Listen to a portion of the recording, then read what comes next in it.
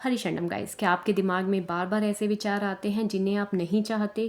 क्या कोई intrusive thought आते ही आप डर जाते हो, उसे हटाने की कोशिश करते हो, या बार बार सोचते हो कि ऐसा क्यों आया, या फिर कोई कंपल्शन करने लगते हो? भगवद गीता हमें एक बहुत गहरा रास्ता दिखाती है कि विचारों से युद्ध नहीं करना, उनसे भागना नहीं है, अपनी ड्यूटीज़ में स्थित रहना है और भगवान का स्मरण करना है। आज हमारा जो रिवाइज है वो 7 श्लोक हैं जो अभी हमने लेटेस्ट करे हैं, उन्हीं को हम दोबारा से रिवाइज करेंगे। तो पहला हमारा श्लोक है, हरि के रूप में मेरा चिंतन करो, युद्ध कर्म करो, कर्मों को मुझे अर्पित करो। मेरा चिंतन करो मीन्स ओसीडी कहता है पहले अपने मन को ठीक करो, पहले डर खत्म हो जाए, सर्टेनिटी मिल जाए, फिर जीवन में आगे बढ़ो। लेकिन भगवान श्री हरि हमें क्या कह रहे हैं? नहीं, मन में जो चल रहा है उसके साथ भी आपको अपनी ड्यूटीज़ करनी है। ठीक है, क्यों? क्योंकि जीवन में ऐसा नहीं है कि इंट्रूसिव थॉट्स को एंड करके ही करना है, नहीं। और सभी कर्म किसको अर्पित करने हैं? परमपिता परमात्मा को अपने सभी कर्म अर्पित करने हैं। ओसीडी में हम हर चीज़ का भार अपने ऊपर लेते हैं कि मुझे ये थॉट क्यों आ गया, मैंने ऐसा क्यों सोचा, 100% सही महसूस क्यों नहीं हो रहा। लेकिन गीता क्या कहती है? आपको अपनी ड्यूटीज़ करनी है, उसका बोझ आपको अपने ऊपर नहीं रखना। सेकंड श्लोक हमारा था कि वृत्ति का त्याग नहीं करना, वृत्ति में लगे रहकर हरि का स्मरण करना है। कई बार ओसीडी वाला व्यक्ति सोचता है जब तक मेरे मन में अच्छे विचार नहीं आएंगे तब तक मैं खुश नहीं रह सकता। लेकिन स्पिरिचुअल जो पीस है वो ये नहीं कहता, वो ये, लेकिन भगवद गीता हमें कहती है कि अगर इंट्रूसिव थॉट्स आ रहे हैं, जो भी आपकी वृत्ति है उसमें लगे रहकर ही आपको अपनी ड्यूटीज़ करनी है, नाम जप करते हुए। सुख दुख का शनिक उदय कालक्रम अंतर्ध्यान होता है, सर्दी गर्मी की तरह उसको सहो। अविचल भाव से आपको थॉट्स को केवल और केवल सहने के लिए बोल दिया। देखिए, सबसे पहले हरि ने आपको बोला कि मेरा नाम जाप करके आप अपना कार्य करो, जो इंट्रूसिव थॉट है उसको एंड करने की ज़रूरत नहीं है। थर्ड में उन्होंने बता दिया कि आपको सहन करना पड़ेगा। क्यों? क्योंकि आप उस वृत्ति में लगे रहकर जब आप अपनी ड्यूटीज़ करोगे तो व्यथा होगी, हरि को पता है। दैट्स वाई उन्होंने आपको क्या बोला कि इसे अविचल भाव से सहो, क्योंकि ये सेंसरी एक्सपीरियंस है।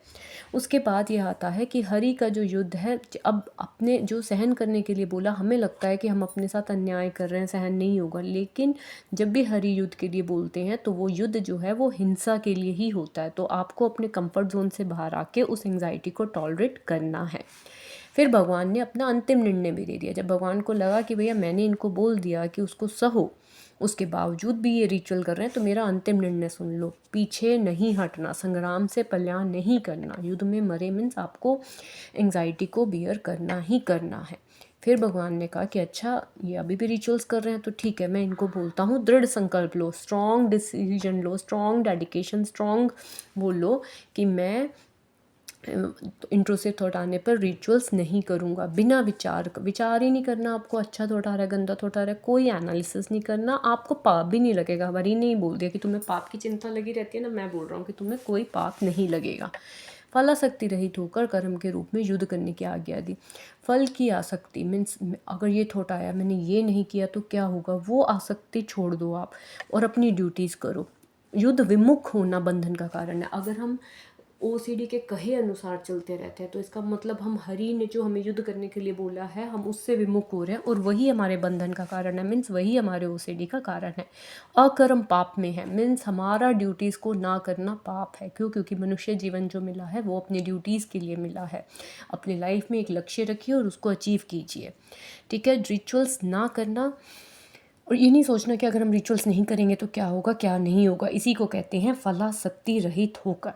तो गाइज़, ये सीरीज़ में है भगवद गीता के 7 श्लोक हम दोबारा से रिवाइज़ कर रहे हैं। क्यों रिवाइज़ कर रहे हैं? क्योंकि हरि का एक एक श्लोक आपको ओसीडी में हेल्प करता है। ठीक है, जब तक आप उनको अमल नहीं करोगे कोई फ़ायदा नहीं होएगा। लेकिन अगर उनकी बातों को मतलब समझ के अप्लाई करना शुरू कर दोगे, आप अपने आप में अपनी लाइफ में खुद चेंज देखोगे। मैंने फील किया है, that's why I am telling you. तो आपको क्या करना है, फिर से कुछ सेकंड्स में रिवाइज करते हैं। हरि के रूप में भगवान जी का चिंतन करके अपनी हर ड्यूटी करनी है। पहले भगवान ने ये बोला कि मेरा चिंतन करना है लेकिन अपनी ड्यूटीज़ करनी है। ऐसा नहीं है कि बस मेरा चिंतन कर रहे हो, ड्यूटीज़ नहीं कर रहे हो। वृत्ति का ऐसा भी नहीं है। फिर आपको उन्होंने खुद बोला इंट्रूसिव थॉट्स मैं बोल रहा हूँ तो मैं एंड नहीं करनी, उसे में लगे रहकर ड्यूटीज़ करो। थोड़ी व्यथा होगी, सहन करो अविचल भाव से। ये हिंसा जो है वो किसके लिए है? न्याय के लिए है। अंतिम निर्णय था, संग्राम से पलायन नहीं करना, दृढ़ संकल्प लेके खड़े हो, फलासक्ति नहीं रखने की, मैंने रिचुअल नहीं किया क्या होगा क्या नहीं होगा मुझ पर छोड़ दो। तो तुमने सब भगवान के नाम लिए या नहीं लिए, तुम्हें पेरेंट्स के लिए थॉट्स आ गए, तुम्हें पढ़ाई के लिए आ गए, तुम उसकी चिंता मत करो, तुम मेरे पे छोड़ दो। ओके गाइज, तो मिलते हैं नेक्स्ट वीडियो में। आशा करती हूँ आपको भगवद गीता ज़रूर हेल्प करेगी। अगर आपको ये वीडियो अच्छा लगा तो लाइक सब्सक्राइब ज़रूर कीजिएगा, सो दैट हम लोग इस तरह से अपनी स्टडीज़ को आगे बढ़ाते चलें। हरी शरणम गाइज।